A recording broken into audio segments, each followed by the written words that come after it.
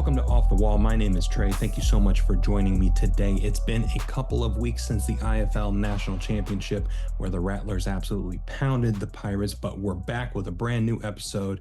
And the reality TV show that is Arena Football never ceases to disappoint, never a dull moment. Over the past couple of weeks, teams from the Arena Football League, the AFL, withdrew from that league and started their own league called Arena Football 1. So we'll dive into what that means for those teams, what that means for the AFL brand, and what we can expect moving forward. We also have some news and some happenings we can touch on in the IFL. It's been relatively quiet since the national championship game, but there's still some things that are worth discussing. And we have an interview with one of the owners of one of the newest expansion teams in Arena Football 1, Matt Rowland of the Wilkes Barre franchise.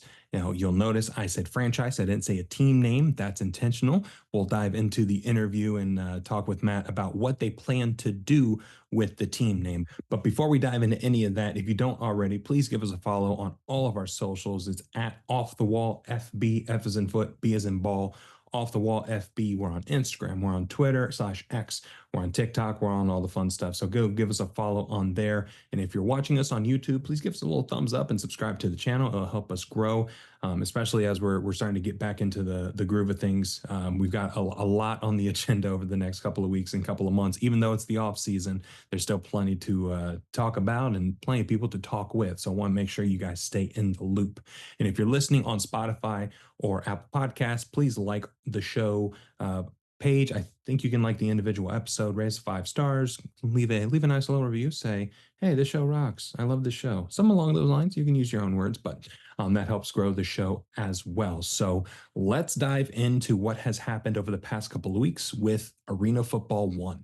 So a couple of weeks back, there were rumblings about the teams in the AFL potentially spinning off and forming their own league entity, which we know now with the benefit of hindsight was due to their unhappiness with the leadership of G6, who owns the likeness and brand, the AFL. They own the rights to it. Anthony Carter from Arena Insider, he does a phenomenal job covering arena football. He did a great interview with Billings Outlaws owner Stephen Titus. I would highly recommend checking that out for all the behind the scenes details on that. Steve is always really transparent, and it's pretty clear why teams want to get out and do their own thing. So go check out that interview when you get a chance, after you finish this episode, of course. But when you get a chance, definitely go check that out. So the 8 remaining teams that were in the AFL, they withdrew from the league and they formed their own league entity called Arena Football 1, which can be stylized as AF1. Letter A, letter F, the number 1. So a lot of the usual suspects on social media, and AFL Forum, Twitter/X, Instagram, they're very critical of the name choice, but it's not a bad name, guys. Let's just put down the act for a second. It's not a bad name. It's not. I think it's a solid name. It's got a somewhat elevated feel to it. It's kind of got that like Formula One, League One in Europe. It's kind of got that feel to it, while also being a callback to some arena football history. When things didn't go well with the AFL the first time, they kind of rebranded the name into the AFL or AF1 before as well. So it's a nice little callback to the history of arena football too. So, and I understand where people are coming from with the name, and I saw some people were saying it's never going to be the AFL. It's AF1. What's that? It's like, okay, I get it, but the name doesn't make the league. Because if that was the case, the AFL wouldn't have failed multiple times.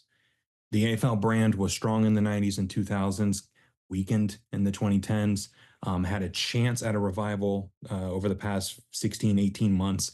And the name itself wasn't enough to look past some of the shortcomings of some of the former leadership of the league. So what does make or break a league is the on-field product, and it's the leadership that supports and amplifies that on-field product to the masses. So it's going to take some time for the AF1 name to grow on people. I get that. I totally understand, but it's not a bad name. It's a pretty good name from a branding standpoint, and some of the stuff that they've already implemented on their social media pages, and some of the things that the ownership of the different teams have already communicated.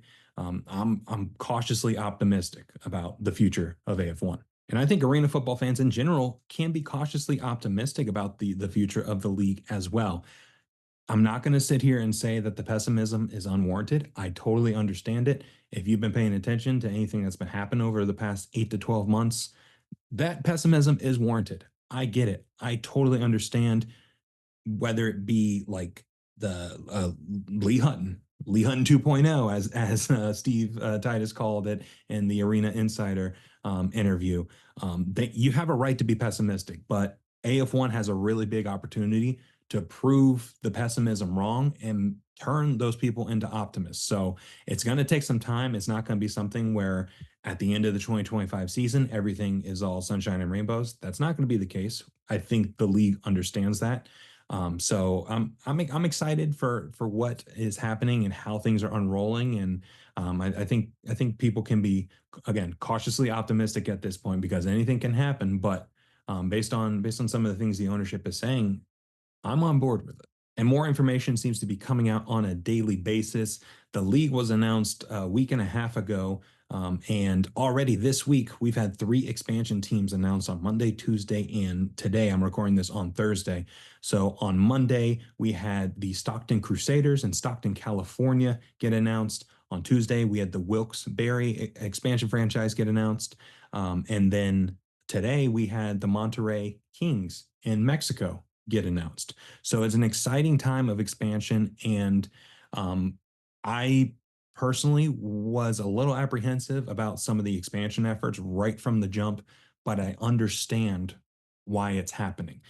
The league really needed to help out those teams that are on geographic islands. When you look at the map of the 8 teams that went from the AFL to the AF1, Washington is by itself. I realize I'm pointing to the left. That's your right. Washington up here. Washington is on an island by itself. It's close-ish to Billings, but it's not close by any means. Orlando is down all the way down in Florida. They're on an island by themselves down there. Albany all the way up in New York. They're on a bit of an island too. So when you look at Stockton, that helps out Washington. When you look at Wilkes-Barre, that helps out Albany. Monterey, I'm going to be honest, doesn't really help out anybody geographically, but the need for some type of expansion was needed to help out some of those regional teams that really needed a partner in crime.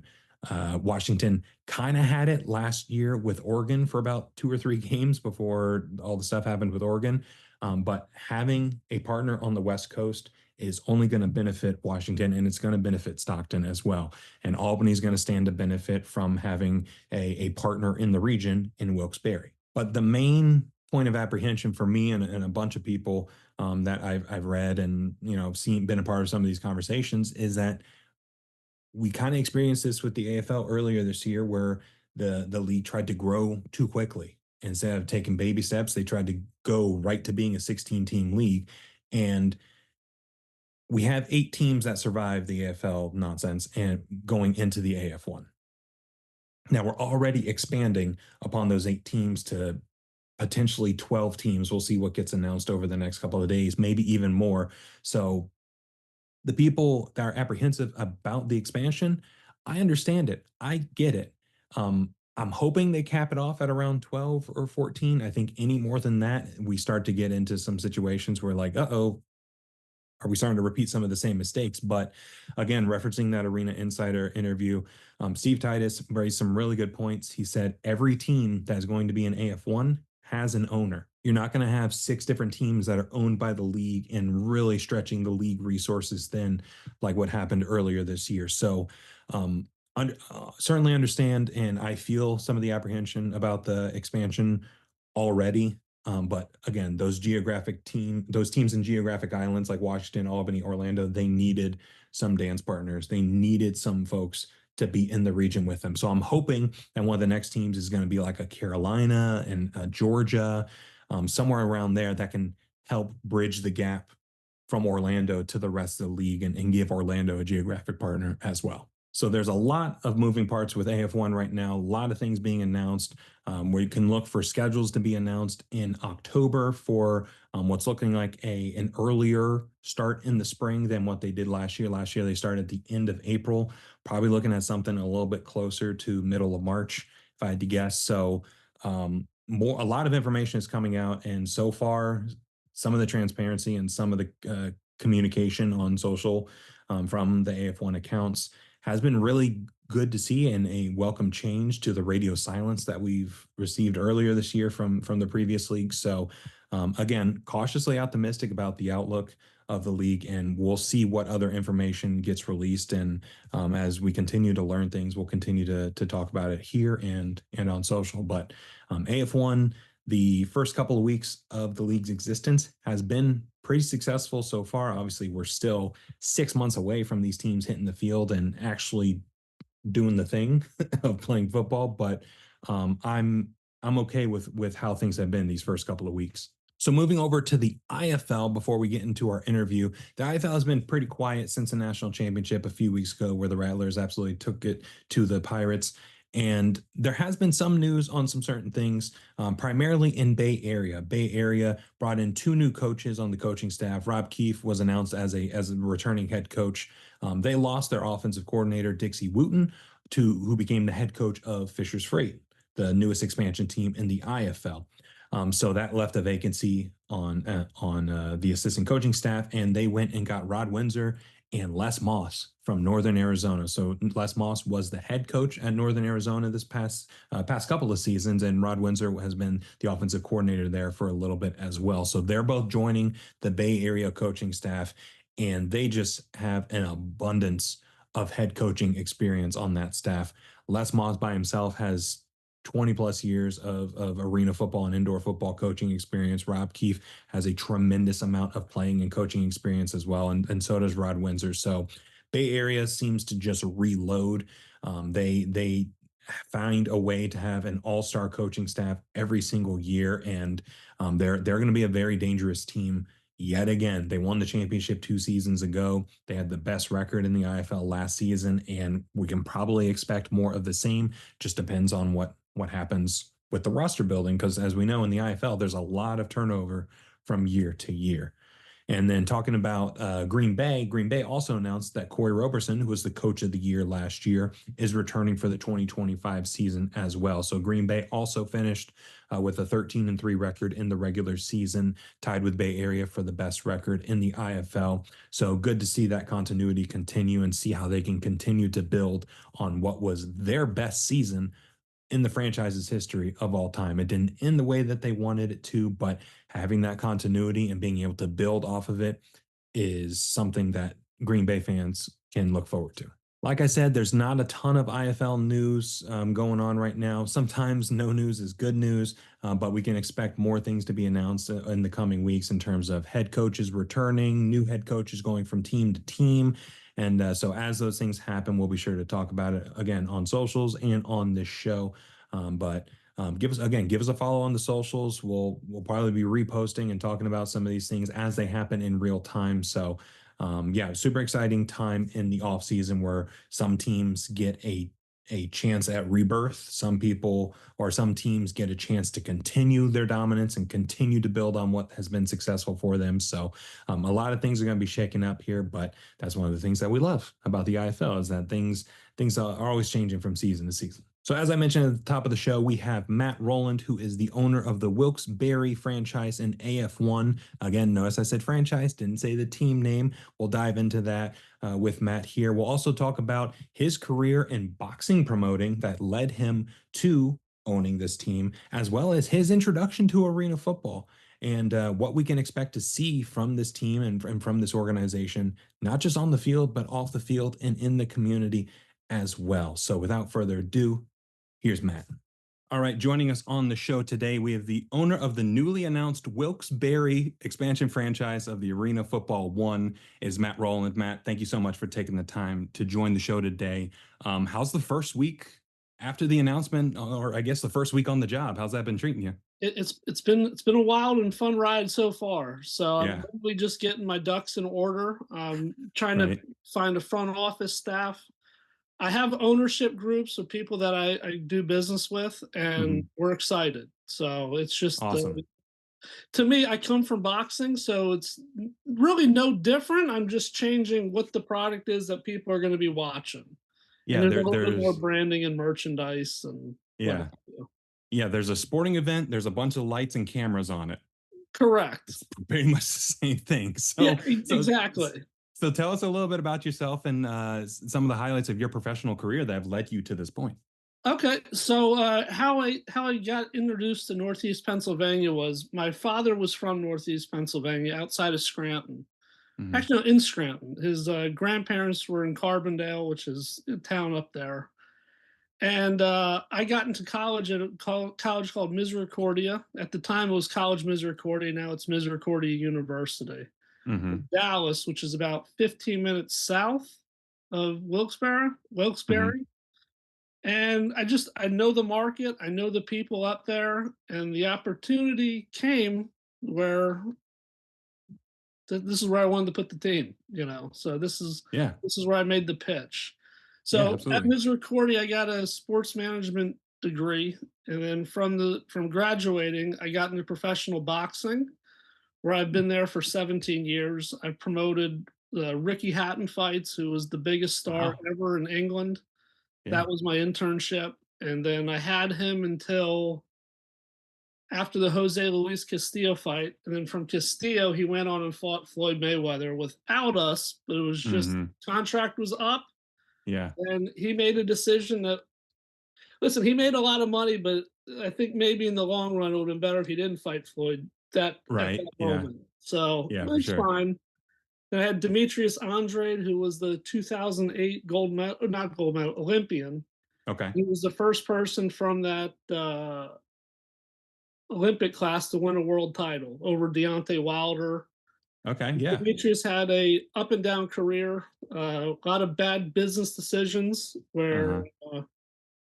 uh, I guess I can't really talk about it. If you Google Demetrius Andrade, you know, It's out career, there. It's it'll out there. come up. It'll come up. Yeah. And then I would say my big star that I worked with was named Ruslan Provodnikov, which Okay. I mean, he was called the Siberian Rocky. I mean, he was the most entertaining fighter you'll ever see in your life. If you had 50 Ruslans, boxing would be the biggest sport in the world. But he Right. was like a Yeah. shooting star, so Yeah.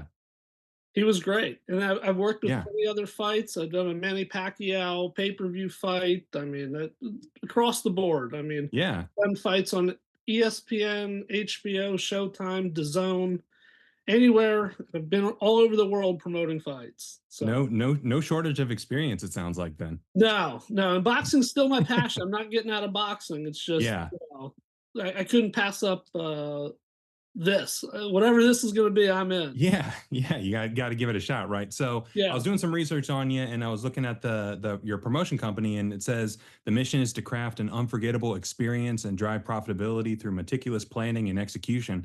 That sounds perfect for arena football and what AF1 is all about. yeah. So before we get too deep into football, what were some of the biggest takeaways and some of the things you've learned during your time doing boxing promoting that you think will translate really well to this AFL Well, or what to I've the AF1 noticed, team? yeah, what I've noticed about boxing, like you got your core group of promoters that actually do it right around the world, Yeah. and they run it as a business, and it's a hard business, but you just run it as a business. If someone was Right. starting a construction company, they wouldn't spend and overspend on things that don't really matter. So you want to Yeah. make good deals and just run a business. I mean, you don't be cheap and do good. That's it. I Yeah. mean, so you got to find the right partners. You got to be transparent, and you just got to do your job. It's a job, you know. Yeah. Not it's not a hobby. It's a job. Yeah. This is my career, and that's what you do. So Yeah. that's why I've been able to stay in boxing so long, and I have a good rep. I think I have a good reputation in boxing, and then that's it. Yeah. So it's no different than any other job. But sometimes when people get into sports, they think it's not a job, Yeah. and it Yeah. is a It's job. not all fun and games. Like you got to put in the work for it. Correct. Yeah, you got to be on Yeah. those 5 a.m. flights to wherever. You got to meet with the people. Right. You just got to work. It's not hard, but you got to work. Yeah. And you always have to be, in my opinion, you got to think outside of the box. That's how you beat your competitors because everyone does the same thing, but Right. how do you do it differently?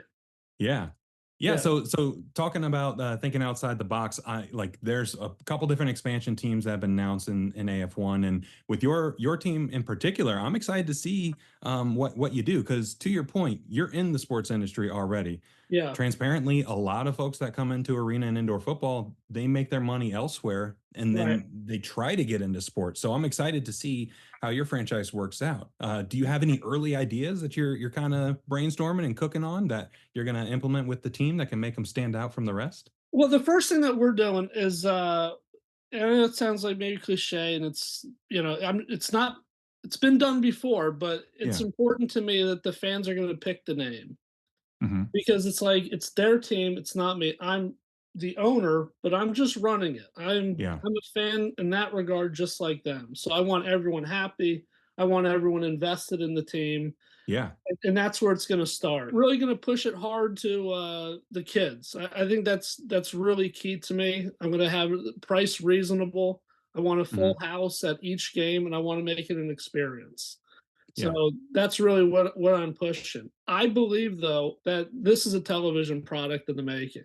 I know it was Right. on TV back in the early days, but to me, there's just the potential is it's there. So I'm very Yeah. excited. So and that's the reason why I'm really diving into this. So Yeah, and I think that's what has really drawn so many people. And you look at some of the diehards of the sport who've been watching arena football for 20, 30 years, they know it has that potential. It just hasn't reached it yet. So we're correct. like, please let this be let this be the one that works out. We want this to be successful so badly. Well, listen, that's where I turned it over to the league office. I mean, I've been Yep. very impressed. Like Jared Whitman, like I've known him for a long time.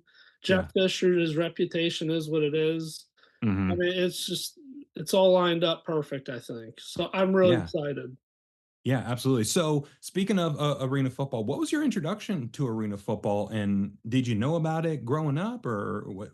Yeah, so How do I you knew know? about it growing up, and well, I used to be a Washington Redskin fan with Jay Okay, Gruden, so that was my first nice. experience with the Arena Football League before he became obviously the coach. Yeah, right. So I knew about Jay Gruden, obviously Kurt Warner, really put it on the map.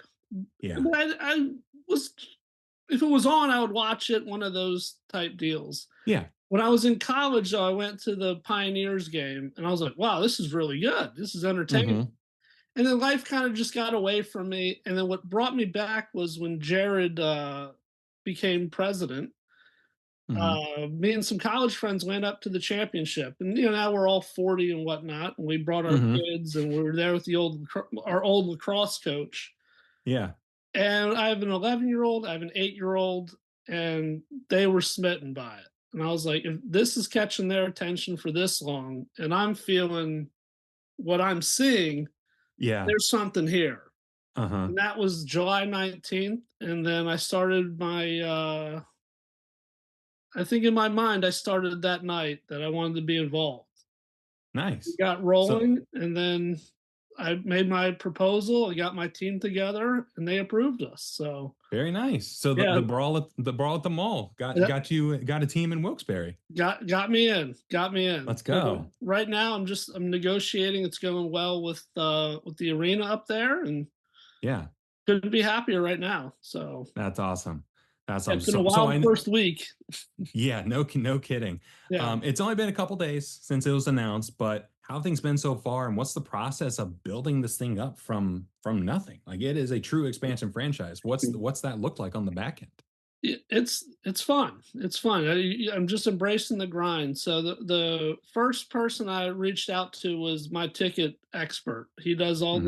the tickets for any boxing event around the world. He's the number one guy. His name's Jim Boone with KO Tickets. So he Okay. is phenomenal. He works with the promoters, he scales the building, and from there, me and him are coming up with the strategy of how to price it at the right price point, and Hmm. we're implementing our strategies for the marketing around each event. Then I hired a girl that also helped me in college. I went to college with her, but she's always been on the outside with me. When I need something for a fight or whatever, Yeah. I call her. She's my go-to for logos and whatever. She Right. created the Wilkes Barre logo right now as a placeholder, but I got to be honest, Nice. looks pretty nice. It does. We It might looks be pretty. It keeping looks. it. Yeah, it Yeah, looks pretty spiffy. I'm like, are you sure? You might just be the Wilkes-Barre football team. I'm Like, thinking about it. All options are on the table, but I'm gonna let the yeah, fans decide. yeah, for sure. And then right now, I just had my first interview trying to hire a general manager and potential head coach. Okay, That's the very nice. second phase of what I'm doing. Yeah. And then every Sorry. day seems to be a little bit different. Now in boxing, I don't do many interviews, but I'll talk to reporters off to the side. That's just always been my Uh style. huh. But now I have to Yeah. just change it. I have to Yeah. get used to being in front of the camera instead of Yeah. creeping around. So, but it's good. It's good. Yeah, for sure. So, what do you foresee as being one of the biggest challenges in the first year of owning and running this expansion team? I think right now it's September 12th. I have a lot of we've generated a lot of great interest and buzz up in Northeast Pennsylvania. It's Mhm. keeping that buzz and having that translate into people to come out and actually enjoy the product. Because once they Yeah. enjoy the product, they're going to come back.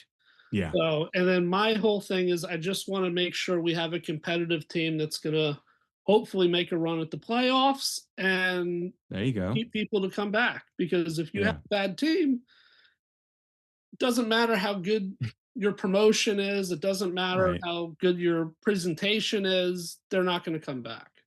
Yeah. So the big thing is field a competitive team and that people are excited about. So I'm hoping Yeah. we keep this momentum going. So that part to me is the challenge.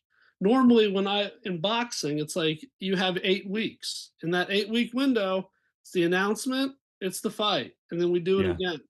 Yeah. So Start from it's scratch. Yeah. easier to keep that fire burning, not over Hmm. 6 months. Like I guess we're Yeah. sprinters compared to marathon runners. Yeah. Yeah. Yeah. No kidding. Yeah, so that part I just got to get a little used to. But again, I'm going to hire some good people and have fun with it. Yeah, absolutely. And speaking on getting people in the door, the cost of acquiring a customer, acquiring a fan, that's the hardest thing in any in any business. So it Yeah. makes sense why that would be the hardest thing with this too. Do you have anything in terms of like a head coaching announcements or what's that process looking like? A head coach, general manager? Like, do you have anything you could tease for us?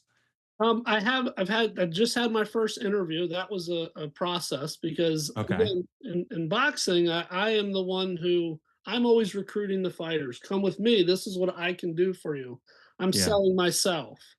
I'm not used to someone interviewing me or I'm interviewing them. So Yeah. I just had that pleasant experience, but I think it went well. Nice. And hopefully, I should have an announcement. I would say by October 1st. Okay. Yeah, I'm Yeah. going to move quickly on it. So Yeah, absolutely. yeah. Well, we're excited to see it. So you touched on the fan vote name, and in that press release, you mentioned the fan vote to name the team, saying this team belongs to the people of Northeast Pennsylvania. And I was doing some research, and the previous team, the Pioneers, that was in Wilkes-Barre, Scranton, they also had the name the team contest. So that's a nice little callback to the 2000s as well. And they reportedly had 1,500 name submissions, Oh, listen, which I which is I already crazy. believe it. I believe it. Yeah. But I will say right now, who's leading the charge? Yeah. Granted, it's early and we haven't really Yeah. knocked it in, but everyone loves the Pioneers. They do. Yeah. Yeah. So I've it's been like, seeing a lot of Pioneers talk. yeah. So what can you tell us about the fan vote contest and what it's going to look like? And do you think there's going to be 1,500 submissions? I hope so. I hope so. Okay. 'Cause that's real interest. So yeah, Yeah.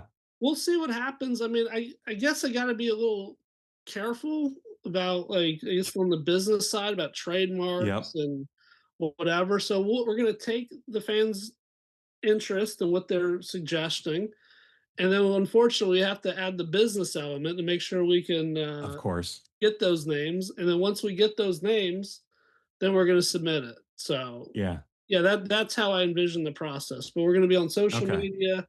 We're going to have events all over Northeast Pennsylvania announcing it, getting people interested.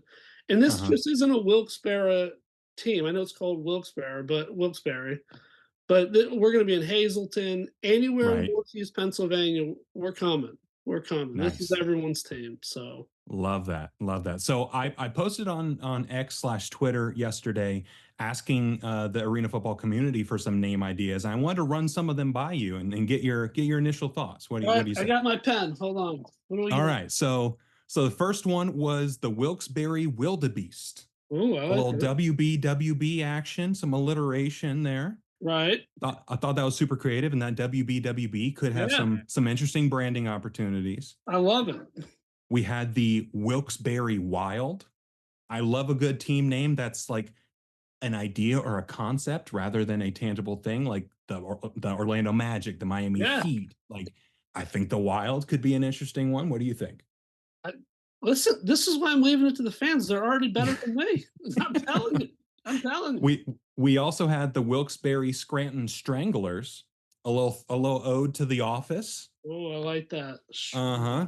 And for the listeners, it was Toby. We all know it. Go argue with the wall. And then the last one that we received multiple times was that Wilkes-Barre Scranton Pioneers, as you mentioned, the Yeah. throwback to the 2000s team. So this was just in a brief little Twitter. Like I threw a tweet out there, and those were the things we got. So Yeah. if that's what those people said, I can only imagine what the entire community will submit. Oh, listen, this is why I'm so excited for it. And this is why Yeah. we're going to let it, it's going to be a slow burn on the name. I know people probably don't Yeah. want to hear that, but I want to get all these great names and then get to Yeah. work on them. So, For sure. Yeah. no, this is wonderful.